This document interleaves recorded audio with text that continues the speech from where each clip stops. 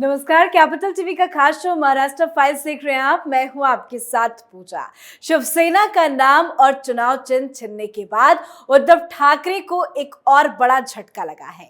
ये झटका ऐसा है कि इस झटके के बाद उद्धव ठाकरे अब कहीं मुंह दिखाने के लायक नहीं बचे हैं। उद्धव ठाकरे से सब कुछ छिन चुका है, तो वहीं उनके खासम खास संजय राउत भी अब बर्बाद होने वाले हैं, क्योंकि चुनाव आयोग ने पार्टी का नाम और चुनाव चिन्ह शिंदे गुट को जब से दिया है। बड़बोले संजय राउत बेतुके बयान दे रहे हैं। बयानबाजी करते करते संजय राउत ने चुनाव आयोग के फैसले के पीछे 2000 करोड़ की डील होने का आरोप लगाया। इस बयान को लेकर नासिक में उनके खिलाफ केस दर्ज हो गया है, तो वहीं इस बयान पर इलेक्शन कमीशन भी बड़ा एक्शन ले सकता है। तो वहीं एक और बड़ा झटका ईडी ने भी दे दिया है। दरअसल पात्रा चौल मामले में ईडी ने बॉम्बे हाई कोर्ट में याचिका दायर करके संजय राउत की जमानत को रद्द कराने की गुहार लगाई है। तो कितनी बड़ी मुश्किल में फंसने जा रहे हैं संजय राउत, आज इसी पर बड़ी जानकारी आपको देंगे। चर्चा के लिए मेरे साथ स्टूडियो में मौजूद हैं कैपिटल टीवी के एग्जीक्यूटिव एडिटर राजीव जी। राजीव जी, बहुत बहुत स्वागत है आपका। धन्यवाद। महाराष्ट्र में इतना बड़ा उलटफेर हो गया है, लेकिन बात संजय राउत की करें तो वो किस किस मुश्किल में फंसने जा रहे हैं? देखिए, संजय राउत अब पूरी तरीके से बेनकाब हो चुके हैं पार्टी के अंदर भी, और जो उसके बेईमानी के सबूत हैं वो भी सामने आ गए। दोनों स्तर पर संजय राउत, जो पहले डबल एजेंट की भूमिका निभाता रहा है शिवसेना और एनसीपी के बीच, उसमें भी अब धीरे धीरे पता चल रहा है शिवसेना के पुराने गुट, जो उद्धव गुट के लोग हैं, उनको कि किस तरीके से डबल क्रॉस संजय राउत करते रहे। तो पार्टी में भी अब तक उद्धव ठाकरे, जो उनके गुट में है संजय राउत, उनको बचा के रखे हुए हैं मजबूरी में, क्योंकि इस समय वो अगर दूसरे नेताओं की बात सुन के इसको लात मार के बाहर करते हैं तो भी पार्टी की मुसीबत बढ़ेगी। इसलिए वो सुरक्षित करके रखे हैं कि समय के अनुसार इसका इलाज करेंगे। लेकिन दूसरी तरफ इनके ऊपर दो बड़े से बड़े मुसीबत आने वाली है। पहली मुसीबत तो चुनाव आयोग की तरफ से आएगी, क्योंकि जिस तरीके का बयान संजय राउत ने दिया है वो एक तरीके से संविधान के खिलाफ बयानबाजी कहा जा सकता है, क्योंकि चुनाव आयोग इस पर एक्शन लेगा और पीपुल रिप्रेजेंटेटिव एक्ट के तहत एक्शन लिया जाएगा। उसमें साफ तौर पर लिखा गया है कि अगर संवैधानिक संस्थानों के खिलाफ, संविधान के खिलाफ आप जाते हैं तो आपकी सदस्यता रद्द हो सकती है। आप अगर उसमें आरोपी ही साबित हो जाए या आप पर आरोप लगता है तो भी चुनाव आयोग इस पर फैसला ले सकता है। जिस तरीके से अलग अलग अपराधों के लिए सजा की बात की गई है कि अगर आप सामान्य अपराध में 3 साल यानी कि 2 साल से ऊपर की सजा पाते हैं तो आपकी सदस्यता खत्म हो जाएगी। उसी तरीके से कुछ मामले ऐसे हैं जैसे बलात्कार है, अस्पृश्यता है, यानी कि छुआछूत वाले मामले में है, या फिर आप बड़े कॉन्स्पिरेसी में शामिल हो, देशद्रोह के आरोप लगा हो, तो उसमें आरोप लगा हो और सजा अगर मिनिमम भी हो, अगर जुर्माना देके भी छोड़ दिया गया हो, तभी भी आपकी सदस्यता जा सकती है। अब चुनाव आयोग के ऊपर क्या आरोप लगाया गया कि 2000 करोड़ रुपए की डील हुई है। ये सीधे सीधे चुनाव आयोग पर भ्रष्टाचार का आरोप है। अब चुनाव आयोग के ऊपर जो आरोप लगाया गया है उसका प्रमाण तो इसके पास है नहीं। ये कोई भी ऐसा सबूत नहीं दे सकता कि चुनाव आयोग ने पैसे लेकर सिंबल और पार्टी एकनाथ शिंदे को दी है, क्योंकि चुनाव आयोग में जो चर्चाएं हुई है उसके डिटेल अब सामने आ चुके हैं। उसमें जिन जिन मुद्दों पे चर्चा हुई कि कैसे एकनाथ शिंदे और उद्धव ठाकरे के बीच जो बटी हुई पार्टी है उसमें असली शिवसेना किसके पास होगी, इस पर जब सबसे पहले रिप्रेजेंटेटिव लोगों की यानी कि विधायक और सांसद की चर्चा हुई। पहला मामला ये पहले से भी आया था, सादिक अली के मामले में भी आया था, जब इंदिरा गांधी ने कांग्रेस को तोड़ा था, उस मामले का भी चुनाव आयोग के अंदर चर्चा हुई। और उसमें बताया गया है कि अगर आपके पास विधायक और एमपी सांसदों की संख्या ज़्यादा है तो उसमें भी देखा जाता है कि जिन लोगों के साथ आप हैं उसमें लोगों ने वोटिंग के समय में कितना % इन लोगों को वोट दिया है। अब एकनाथ शिंदे के संदर्भ में देखा गया तो 70% वोटिंग जो हुई है शिवसेना के, वो उन लोगों के साथ हुई है जो अभी एकनाथ शिंदे के पास है। मतलब टोटल वोटिंग की बात कर रहे हैं लोकसभा में और विधानसभा में। और उसके बाद यह भी हुआ कि भाई इनके साथ सांसद विधायक भी ज्यादा है। फिर तीसरे स्तर पर जो संवैधानिक प्रावधानों की बात आई तो उसमें भी उद्धव ठाकरे बुरी तरह से फंस गए, क्योंकि 2018 में इनको सुगबुगाहट पहले से थी कि हमारे साथ कुछ खेल हो सकता है।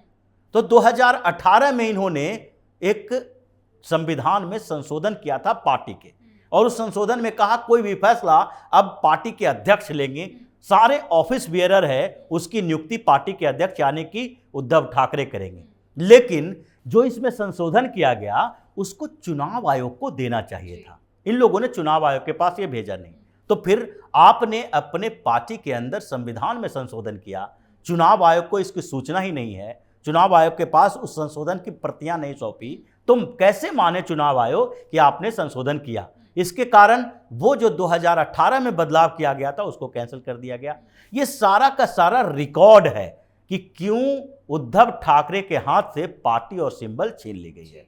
लेकिन फिर भी संजय राउत गलत आरोप लगा रहे हैं, और उसमें भी इतना बड़ा आरोप लगा रहे हैं जो अविश्वसनीय भी है और उसका प्रमाण देना असंभव भी है। तभी तो नासिक में एफआईआर भी दर्ज हो गया। अब नासिक में एफआईआर दर्ज हुआ है, उसका इन्वेस्टिगेशन होगा, संजय राउत से पूछताछ की जाएगी कि भाई बताओ आप कि आप किस आधार पर कह रहे हो कि 2000 करोड़ की डील हुई है। और इसने क्या कहा, ये Kejriwal style of politics, Kejriwal की तरह संजय राउत ने भी कहना शुरू कर दिया कि हमारे मित्र एक बिल्डर मित्र है, ये बिल्डर मित्र तो है ही इसका, लेकिन उसने इसको कहा कि 2000 करोड़ की डील हुई है।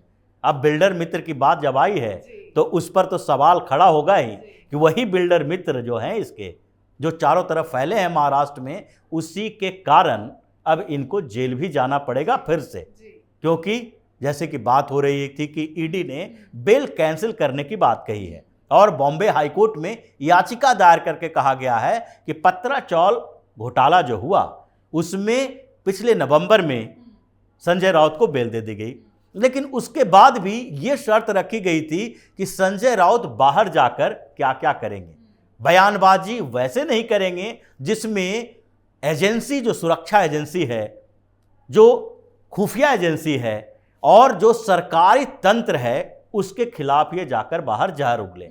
दूसरी बात, जब जब ईडी बुलाए तो संजय राउत को हाजिर होना है, उनको कोऑपरेट करना है, लेकिन ये सारा काम संजय राउत नहीं कर रहे।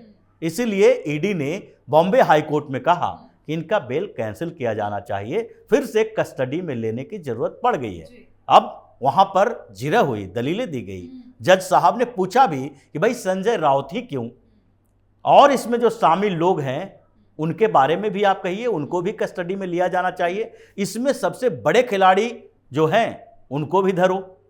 उसके साथ साथ इस बात पे भी चर्चा हुई कि बधावन बंधु जो हैं HDIL वाले, जिनको ये प्रोजेक्ट मिला था, उसको भी मनी लॉन्ड्रिंग के केस में फंसा हुआ है, तो उसको कस्टडी क्यों नहीं ले रहे। राकेश बधावन की बात हो रही थी, सारंग बधावन की बात हो रही थी, ईडी ने साफ तौर पर कहा कि इन लोगों को कस्टडी में लेने की जरूरत नहीं है, क्योंकि ये पहले से ही कस्टडी में है, इनके ऊपर दूसरे मामले भी चल रहे हैं, HDIL वाला मामला है, मनी लॉन्ड्रिंग का केस है, तो वो तो हिरासत में ही है, उनको तो बेल मिली ही नहीं है। जब उनको बेल नहीं मिली तो इनको क्यों मिलना चाहिए। तो उसी मामले में अब आगे सुनवाई मार्च के फर्स्ट वीक में होनी है। अब उस समय सुनवाई होगी तो फैसला किया जाएगा कि इनको जमानत पर रिहा रखा जाए या फिर इनकी जमानत रद्द हो। लेकिन ईडी ने जो फाइल तैयार की है, जो बताया है और जिस आधार पर इनके बेल कैंसिल की मांग की गई है, वो बहुत पुख्ता है।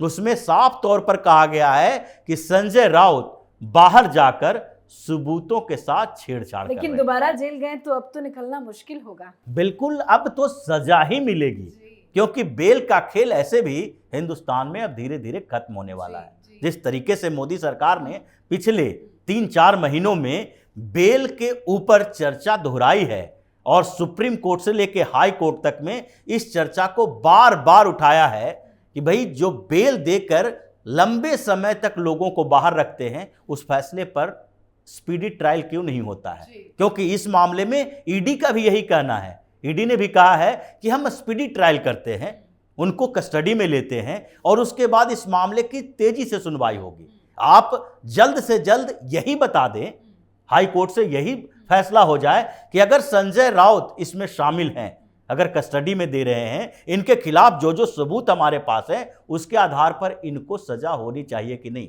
क्योंकि जो सबूत हैं वो तो सजा की व्यवस्था इनको होगी। अब सजा हो जाएगी तो फिर कस्टडी की जरूरत नहीं पड़ेगी, ये जेल के अंदर ही अब लंबे समय के लिए जाने वाले हैं। बहुत बहुत धन्यवाद समझाने के लिए। धन्यवाद। तो महाराष्ट्र में भारी उलटफेर के बीच उद्धव ठाकरे के साथ साथ अब बर्बाद होने का नंबर संजय राउत का आ चुका है। संजय राउत ने नासिक में एक प्रेस कॉन्फ्रेंस के दौरान आरोप लगाया था कि शिवसेना का नाम और चुनाव चिन्ह धनुष तीर खरीदने के लिए 2000 करोड़ रुपए का सौदा हुआ है। संजय राउत के खिलाफ आईपीसी की धारा 500 के तहत मामला दर्ज किया गया।